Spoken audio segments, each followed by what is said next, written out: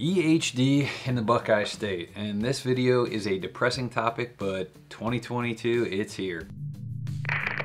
You know, my network from the whitetail experience and kind of who I work with, my buddies that work in the division, foresters, loggers, it's pretty good. And then because of whitetail experience, we get a lot of DMs, texts, and so that network of information coming in is very apparent that the Buckeye State has gotten hit hard in 22, and it's not just like a county or a section, it's pretty widespread. I got some calls in this week even about like the northwest corner getting hit as well.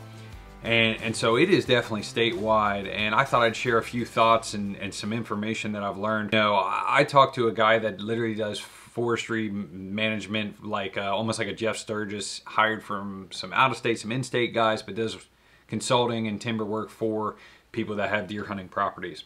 The other big contact I have is a logger guy who obviously is in the field a lot more than most. And then recently I got an email from my forester buddy. We always do a check-in about once a year around the holidays, and he's also confirmed that the amount of dead deer he was smelling literally in the field in that September time frame was really sad.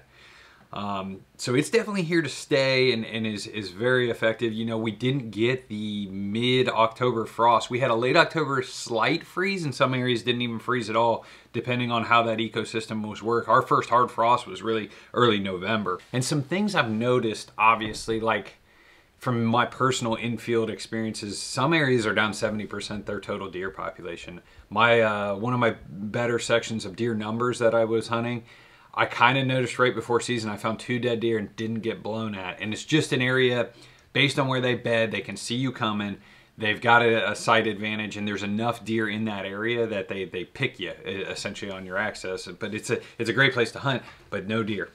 And just started hearing stuff from Jake Bush, who logs a lot of miles. The other thing we've really noticed is a lack of deer sign. And we believe that's probably due to the lack of competition.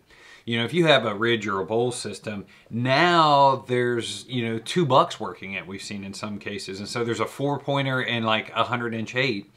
And the 2 will walk by the scrape and not tear it up because he's not pissed that maybe like 2 4-pointers and the 130-inch 8-pointer have all hit it within the last week. And he just kind of walks by and goes, meh, Frank was here like 4 days ago, that's it. So it's just, you know, the lack of competition. The rubs, man, like, it's funny, you can walk by so much historical rubs that are there year over year, and this year that there might be a few, but it's such an isolated pocket year, it does seem. You know, and as far as the division of wildlife, like, we're definitely shooting ourselves in the foot as far as continuing with the second gun season, no limits on doe tags.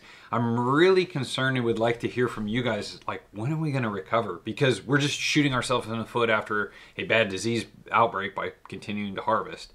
I don't know what the perfect solution is, but I know states like Indiana, when they find out a disease is outbreaking, they step in with emergency action plans and like limit doe tag sales, limit harvest numbers.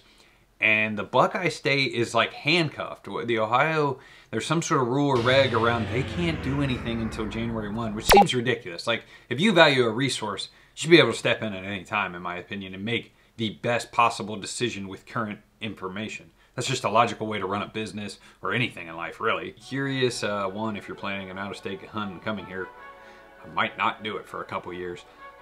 2, if you guys have experienced it, what kind of recovery time are we looking at? Really appreciate you guys. Just thought I'd give an update, our 2 cents, some thoughts, some infield observations. But if you still got a buck tag, good luck out there. We'll be out there as well. Gun season, no dice for us.